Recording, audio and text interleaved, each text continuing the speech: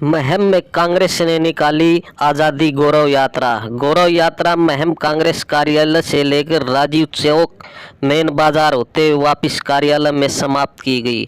आज़ादी गौरव यात्रा पूर्व मंत्री आनंद सिंह दांगी के नेतृत्व में निकाली गई, जिसमें सभी कांग्रेस कार्यकर्ताओं ने राजीव गांधी चौक पर पहुंचकर राजीव गांधी की प्रतिमा पर पुष्प अर्पित कर गौरव यात्रा का आगाज किया। पूर्व विधायक आनंद सिंह दांगी ने कहा, 75 वर्ष पूरे होने पर कांग्रेस पार्टी आज पूरे देश में आज़ादी गौरव यात्रा निकाल रही है। पूर्व मंत्री ने कहा, जिन वीर शहीदों की कुर्बानियों से हमें आज़ादी मिली, आज उन शहीदों की याद में गौरव यात्रा के रूप में मनाया जा रहा है। पूर्व मंत्री आनंद सिंह दांगी ने भाजपा की तिरंगा यात्रा पर निशाना साधते हुए कहा, सरकार स्कूली बच्चों को जबरदस्ती 25 रुपये में तिरंगा सौंप रही है। दांगी ने कहा, आज तक आरएसएस ने अपने कार्यालय पर तिरंगा नहीं लहराया है। असली तिरंगा यात्रा तो कांग्रेस की गौरव यात्रा है। महम निर्दलीय विधायक पर निशाना साधते हुए पूर्व मंत्री आनंद सिंह दांगी ने कहा, आज पूरे इलाके में बरसाती पानी की वजह से लोग परेशान हैं। विधायक सिर्फ पजामा टांग कर फोटो खिंचवाने में व्यस्त है, लेकिन ग्राउंड लेवल पर कोई कार्य महम हल्के में नहीं हो रहा। भाजपा सरकार पर निशाना साधते हुए पूर्व मंत्री ने कहा, महम में कोई विकास नहीं हो रहा। कोई एक काम बीजेपी बताए जो उन्होंने 73 पल किया हो।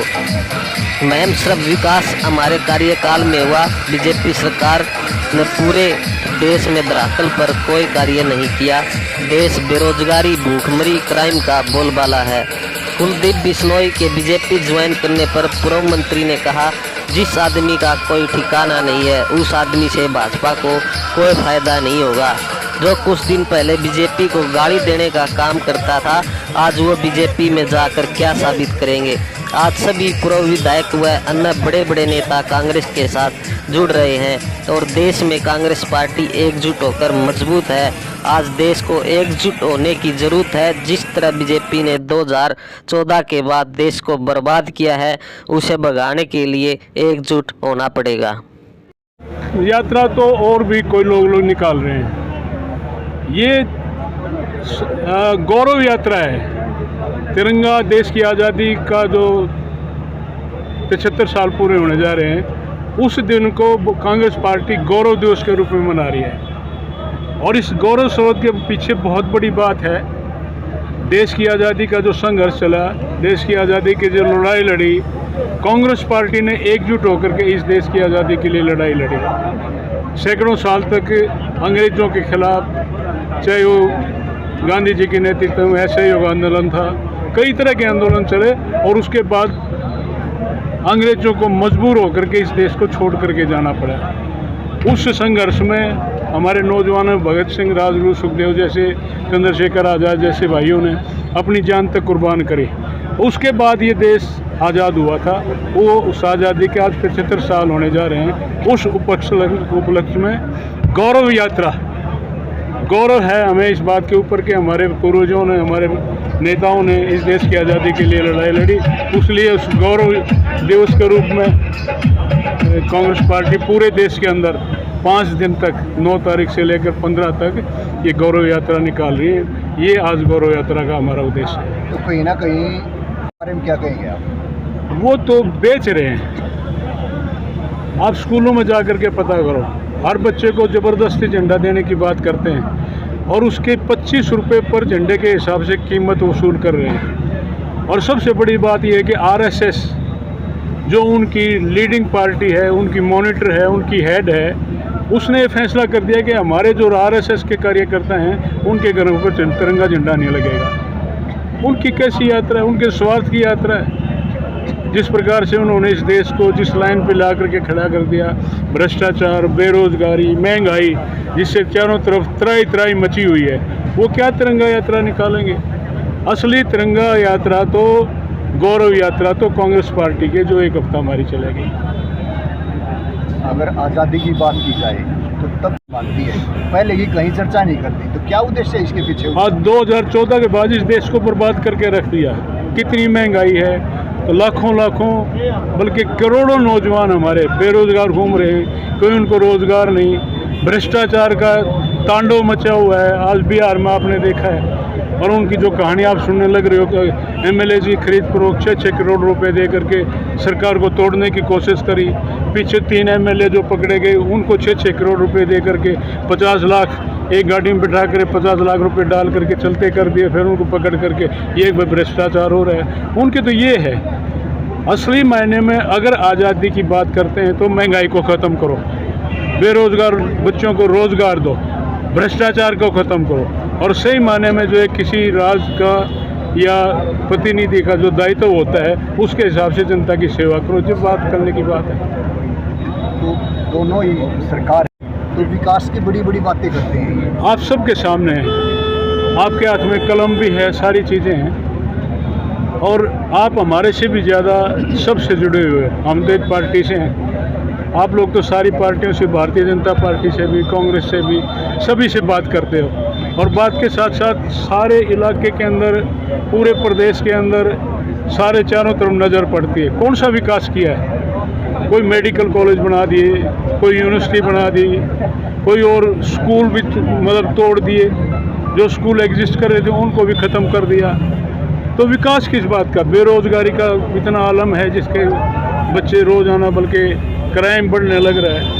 ये सारी चीज़ें हैं, इस सरकार ने कुछ भी नहीं करा, सबके सामने है, जनता के सामने है, जनता के बीच में है, और ज़मीन पर है क्या किया क्या नहीं, किसी कहने की जरूरत नहीं। यदि हम मैम की बात की जाए, मैम विधानसभा क्षेत्र है अपना, तो यहाँ भी पिछले 8 साल में करोड़ों रुपए लगाए जाने के दावे किए गए हैं। तो आपको क्या वास्तविकता के धरातल पे ये कुछ दिखाई कहाँ लगे हैं? कहाँ लगे हैं?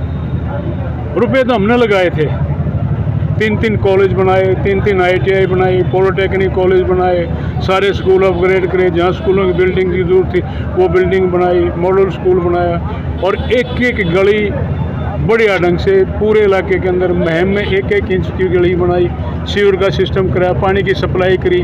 आज कौन सी विकास की बात इन लोगों ने महम में करी है? कोई एक आध तो बता दें, अब हमने ये कर दिया। ऐसे बात मारने से यही तो कारण है, ये सारे ठगी होने लग रही है, लूट खसोट होने लग रही है लोगों के साथ। पहले कांग्रेस के राज में रोज़गार की जहाँ तक बात मैं कह सकता हूँ, बच्चे इंटरव्यू दिया करते थे, लिस्ट निकला करती थी, उस लिस्ट में ये देखा करते कि भाई कोई रह तो नहीं गया। और आज ये आलम है कि लिस्ट निकलती है, ये देखते हैं भाई किसी का होया कि नहीं होया, यही सबसे बड़ी बात है। और जो किसी का सिलेक्शन हो जाता है सारे केसों में उलझे पड़े हैं, किसी का कोई वो नहीं, बहुत बुरा हाल है। यदि स्थानीय विधायक मुद्दे उठाता हूँ लेकिन धरातल पे कहीं दिखाई नहीं दे रहे। फोटो खिंचवाने की बात है। आज सारा इलाका बारिश के पानी से त्राई त्राई कर रहा है, किसानों का चौपट हुआ पड़ा है मामला। जाता है किसी गांव में पेंट समाई, फोटो खिंचवा, अखबार में दे दिया। टेलीफोन मेरे पास आते हैं लोग, जी मोटर लगवा दो, जी ये करवा दो, वो करवा दो। कहीं एक गांव में जा कर के कोई किसी प्रकार का काम करने की बात करी है? पैसे के बल पर ठगी करने की बात करते हैं लोग। लोगों की बात जो है, जो वास्तव में जो लोगों की बात है, जो करने की है, उससे बहुत दूर की बात है। जो इलाके के लोग हैं, आप उनको क्या संदेश देना चाहेंगे? भाई किस तरह से लोगों से बचा जाए? मैं यही कहना चाहता हूँ कि बहुत लंबा समय हो गया है देखते हुए, ये 3 साल भी देख लिए, 8 साल पूरी सरकार के देख लिए ना, महेंद्र एक मिनट, सब कुछ देख लिया। जो आपके राज में जो कुछ हुआ करता था, एक बार मुंह से निकालने की जरूरत थी, काम हो जाया करता था। चाहे पानी की बात थी, बिजली की बात थी, बच्चों के रोजगार की बात थी, कानून व्यवस्था की बात थी, सब तरह से सारी चीज़ कंट्रोल थी। आज कोई संभालने वाला ही नहीं है, इतना बुरा हाल है। मैं तो यही कहना चाहता हूँ कि आज हमें संगठित होकर के एक आवाज़ उठाने की ज़रूरत है। निस्वार्थ भावना से कहता हूँ मैं कि आवाज़ उठाने की ज़रूरत है, एकजुट होकर के अपनी बात करने की ज़रूरत है, ताकि जो मूलभूत समस्याएं हमारे सामने खड़ी, इनका समाधान किसी तरह से हो जाए। जिस तरह से लोग आज लगातार कांग्रेस पार्टी से जुड़ रहे हैं, उसमें पूर्व विधायक भी हैं, सांसद भी हैं, तो क्या आने वाला क्या भविष्य देखते हैं आप कांग्रेस के लिए हरियाणा में? यही आप देख लो, जब जुड़ने लग रहे हैं, कार्यकर्ता जुड़ रहे हैं, XMLA लीडर जुड़ने लग रहे हैं, इसका मतलब ये है कि कांग्रेस पार्टी में कुछ नज़र आता है। और जो प्रेजेंट सरकार है वो पूर्ण रूप से विफल है, कहीं जनहित का कार्य कोई नहीं किसी प्रकार का करने लग रहे हैं। जनता को काम चाहिए भाई साहब, जनता को काम चाहिए, रोजगार चाहिए, सुख शांति चाहिए, अमन चैन चाहिए, और डेवलपमेंट के काम चाहिए। किसान को पानी चाहिए, पानी का बुरा हाल है। अब पानी आ गया तो निकलता नहीं, जब पानी की जरूरत है बहता नहीं। दोनों बात हैं, दोनों बातों ने दुखी कर रखा है, सारा खराब कर रखा है, कोई संभालने वाला कहने कुलदीप वाला है। बिश्नोई कांग्रेस छोड़ गया सर, क्या कहेंगे? कोई बात नहीं, अच्छी बात है, छोड़ गया तो छोड़ गया, कौन आदमी कहाँ जाता है जाने दो। लेकिन भाजपा कह रही है काफ़ी फायदा होगा उससे। और कर ले लेंगे, भाजपा ले लेगी फ़ायदा। जिस आदमी का कोई ठिकाना ही नहीं है, इमेच्योर आदमी है, 6 साल पहले कांग्रेस में आया था और जो भारतीय जनता पार्टी के बारे में क्या बोला था आपके इसमें भी होगा वो, जो भाषा उसने बोली है, और फिर वहीं पर जा करके लग गया। ऐसे लोगों का कुछ नहीं होता, फेल मामला है। तो ऐसे लोग तो जो महत्वाकांक्षी लोग हैं, 6 साल पार्टी में आकर के मेरे प्रेसिडेंट बनना चाहिए, जो शुरू से जन्म से कांग्रेस के आदमी हैं और जो अच्छे अच्छे लोग भी हैं, वो क्यों किस तरह पीछे छोड़ दें उस इस तरह के आदमी को आगे ला करके वो करते। ये एक महत्वाकांक्षी की बात है, इस तरह से कोई नहीं चलता।